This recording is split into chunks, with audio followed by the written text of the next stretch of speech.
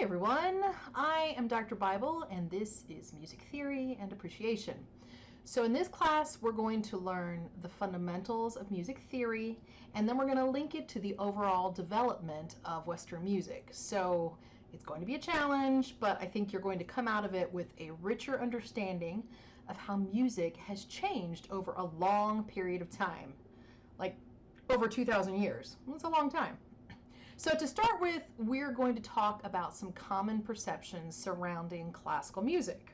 So, if I asked you to describe classical music in one word, what might you say? Well, I asked that question before, and let's take a look at the word cloud that was created by my students. So, some of the words you can see on here, if they're bigger words, that means that more people chose that word. So, boring was a big one. Dramatic, peaceful, powerful, compelling, those were some other common responses. Graceful, relaxing, intellectual. So a lot of different words in there. Somebody put Carnegie Hall, so they're like, I'm going to go hear the music at Carnegie Hall. So just kind of think for a second as you look at those words. Maybe there's some other words that you might have thought of. Lovely, wonderful, sleepy. I've gotten that response before too. A lot of different responses, a lot of different perceptions about classical music. All right, so next step is to say we've got some words floating around in our heads about classical music. So where are we going to go to listen to classical music? Think about that for a second. Where do you listen to classical music? Do I need to go somewhere specific? Can I hear it in my house? What are the possibilities? So here's a good roundup of some of the places we can hear classical music. So obviously we can go to the symphony and we can hear live classical music. We could go to the concert hall to hear the symphony. So also another thing that we could do. What about video games? A lot of you may play some video games. You may not realize that what you're listening to a lot of the time is classical music. Some games go back and forth. You'll have some more classical music. You'll have some traditional instruments. Then you might have some, I don't know, electric guitar or some funky synthesizer. But there's definitely elements of classical music in there. And then, of course, there is television. Think about some of your favorite TV shows, and they may have like a soundtrack that goes with them, or they may have like a theme song. So let's see, Downton Abbey, that's a popular television show that had really popular music. Like people just listen to the music of the theme, right? So we could have television with like some rock or pop music, popular pop music, or we might have some with classically composed music. And then, of course, I put on the list elevator music, because that's a thing. Not as much these days as it used to be when I was younger. Elevator music, hold music, not on the list, but if you're on hold, you may end up listening to something classical. Hopefully, it's a good recording. But there is something missing from the list. Can anyone think of what it is? I mentioned television, I mentioned video games. How about the movies? Yes! One place you're definitely going to hear classical music is the movies. So we might hear music that the composer borrowed from a famous work. So let's say I can think of a movie off the top of my head. Let's see, 2001: Space Odyssey. I was just looking at some scenes from that for the section that we do on screen music. And that uses two very famous classical works. So the composer used, actually, the composer didn't use. The composer just borrowed famous works and put them in the movie. Or we might have a composer who is going to compose new music for the movie. So we are going to start our music listening and viewing by watching a scene from a famous movie called It's a Wonderful Life. So it's a film that my family watches every Christmas. And here on the screen is just a little summary of the story. I'm going to just give you a second to read about that, and then we're going to watch the film. Okay. So at this point in the movie, George Bailey, who's the main character, has witnessed how horrible his little town would be if he had never been born. And so he is at the end of his rope. He's frantic. He wants it to all go away, and he wants to live again. He doesn't want it to be where he was never born. He's realizing the blessing of his life, but he's also frantic. So this is like the pivotal scene in the movie. So I want you, as we watch the scene, to really listen closely to the music and think about whether or not it works with the scene. So let's watch that.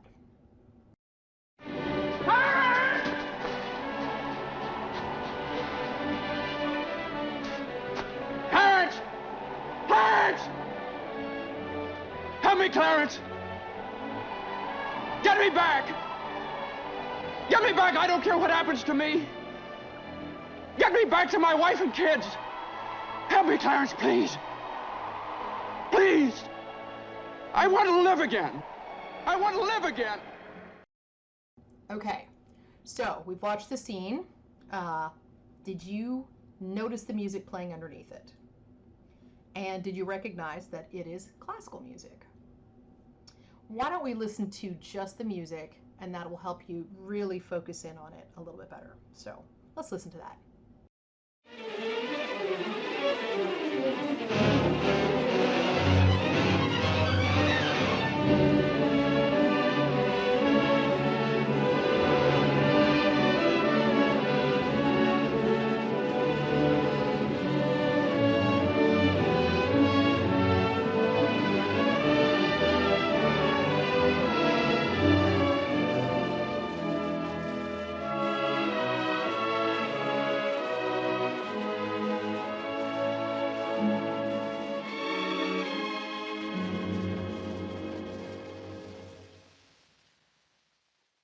Okay, so we've watched the scene and we've listened to the music.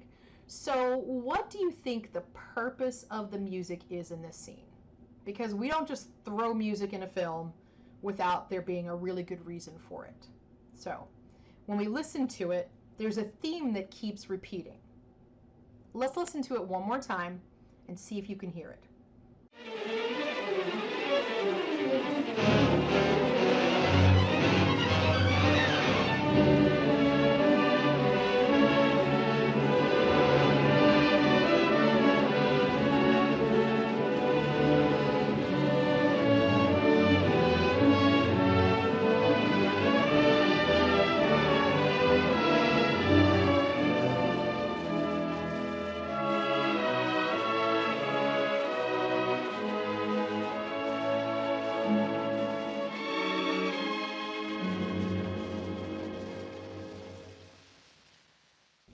Okay, so we've listened to that.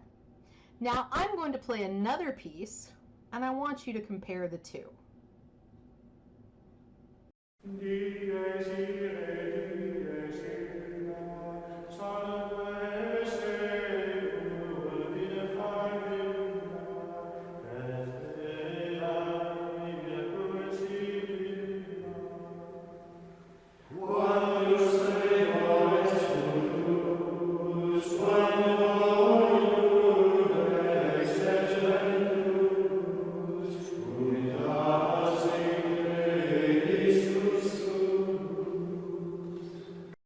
So can you hear how this is the same musical theme, right?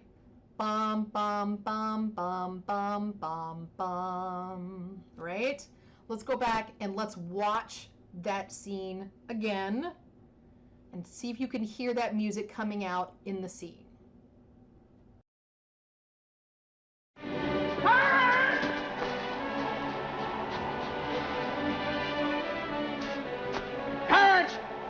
Clarence! Help me, Clarence! Get me back! Get me back! I don't care what happens to me! Get me back to my wife and kids! Help me, Clarence, please! Please! I want to live again! I want to live again! All right, so hopefully you could hear the music, since I pointed it out a little bit more, but it is very subtle, right? It's not like smack, smack, smack up in your face, but it is definitely there. So what kind of music is that? So I played you the movie scene, and then I played you clearly the same music, but totally different. So what kind of music is that? I mean, have you ever heard it before? Dies irae, dies illa, solve et seclum in favilla, teste David cum Sibylla. Quantus tremor est futurus, quando iudex est venturus, cuncta stricte discussurus. Dies irae, dies illa.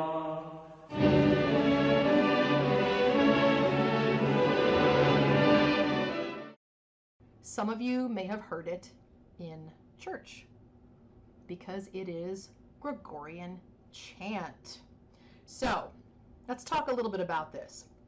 This chant is called Dies Irae, and it dates all the way back to the 1200s. So we don't actually know the exact date it was composed. It wasn't like, hey, here's a chant and it's this date. We just don't have that information. So let's talk a little bit about the music in this chant and what we notice about it. So how about we start with the words? So it's in a foreign language, right? Dies irae, dies illa. That is Latin. It is in Latin. It is Gregorian chant, and it is in Latin. And what about sort of the melody? What we notice is that everyone is singing the same thing, right? It is all melody, and there's no harmony. So, right?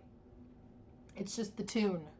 Bum, bum, bum, bum, bum, bum, bum, bum. Nobody's singing another part to make it blend and make pretty sound. It's the tune. How about the rhythm? It's pretty smooth. Seems pretty steady, right? It's very, it's not just like funky rhythm going all over the place. It's just very chill. It's very smooth. So if we look at the music notation again, what do you notice about it? Well, there is no rhythmic notation at all. If you're looking at this and you already read music and you're going, this doesn't look like anything I've seen. This is very, very early music notation. And so basically what the singers were told to do is to make it sound like they were talking. That's all. So there's no whole notes or half notes or quarter notes or dotted eighth notes or anything like that. It's just like free flowing. It's supposed to sound like you're just speaking the words. Dies irae, dies illa. That's all. Very simple. Now what about instruments? And you're going, Dr. Bible, there are no instruments except for the human voice, which I'm a singer, that's an instrument. But in the traditional sense, there are no instruments. It is a cappella, right? Only vocal. And in this particular recording, it is only men singing. Okay? So we're gathering information about this piece.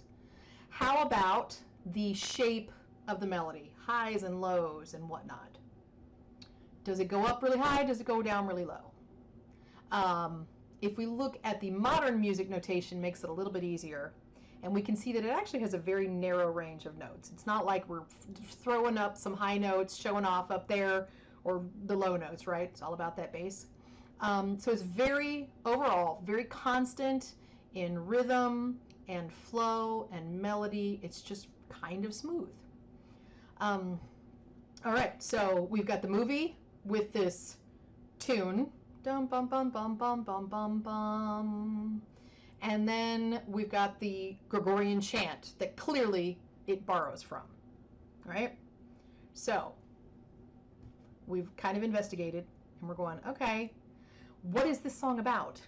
I mean, if the song is like Happy Birthday in Latin, it's probably not really appropriate for the movie, right? But it's called Dies Irae, which means Day of Wrath. Whew, that's some heavy stuff. So it comes from something called a Requiem Mass, which is basically a funeral service. It is a specific mass said for someone who has passed. Very simple, requiem mass. So let's take a look at the translation of the first section of this. I'm going to do a dramatic reading. How about that? The day of wrath, that day, all the world in ashes, as foretold by David and the Sibyl. How great the trembling will be when the judge arrives and strictly examines all things. So that's translation of the Latin. That's pretty dramatic stuff, right? We are talking about like the day that the world is ending, right? And we're all going to be judged. So let's think about the words of the Gregorian chant. Does it fit with the chant, right? Like, dies irae, dies illa, right? Sovet seclum in favilla. Well, it sounds a little doomy, gloomy to me. So I feel like, okay, the words fit with the chant. It doesn't sound really super dramatic like the end of the world to me, but I think it fits a little bit. So, I mean, what do you think? Do you think it fits, right, or not? Think about that. You know, you can say yes or no.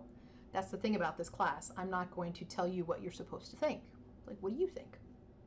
So the next question, what do you think, is does the words and the music fit with the movie scene that we just watched? So George Bailey, he has seen what the world would look like if he was never in it, and he is running madly trying to find the character Clarence to tell him that he wants to live and that he wants it all put back the way it was. So he is like clearly at the end of his rope. He is panicked. So do you think this was a good choice for the film? Not just the sound of the music, but also knowing what the words of that Gregorian chant mean. We are talking about the Day of Judgment. It's big, dramatic stuff. So what do you think? Does it fit with that movie scene? Do we think it was a good choice? Right? Would it be better if the movie just went with the Gregorian chant, like George Bailey's running around going, I want to live again, and in the background they're actually singing the words dies irae, dies illa. In the time that the movie was written, I think people recognized probably Gregorian chant maybe a little bit more than we do. It was sung a little bit more in church, so this would be sung in a Catholic Mass, so maybe, right? The cool thing, though, is that you will hear this music, this tune, played a lot by composers in movies. So if there's something scary that's going to happen, something bad that's going to happen, doom and gloom, you will hear bum, bum, bum, bum, bum, bum, bum, bum. And that is a composer's way of putting in this Gregorian chant that dates from the 1200s. And they're just like, they're giving you a clue that something scary or bad or dramatic is going to happen, all right? I've actually heard this playing by a band during a football game. I don't even remember who I was watching. Watching a football game with my husband. And all of a sudden I hear one of the bands start playing that in the stands, and I was cracking up. Because I thought they're playing Dies Irae in the middle of a football game. And not many people who go to the football game will recognize what they're hearing, right? So nowadays you were like, oh, you know, I go see a movie, most people wouldn't recognize that music, but some would. And that music is conveying a certain emotion even without the words. So it still sounds dramatic. So a movie where I saw this recently, actually I'm not going to tell you, I'm just going to show you the scene. So I'm going to watch this scene, and maybe you've seen the movie, and I want you to sort of be on the lookout for that music, because you'll hear it. When you really start to think about it, you're going to hear, like, wait, that's that music Dr. Bible was telling me about in class. Like, they have it in this movie. What? All right, so let's watch that scene.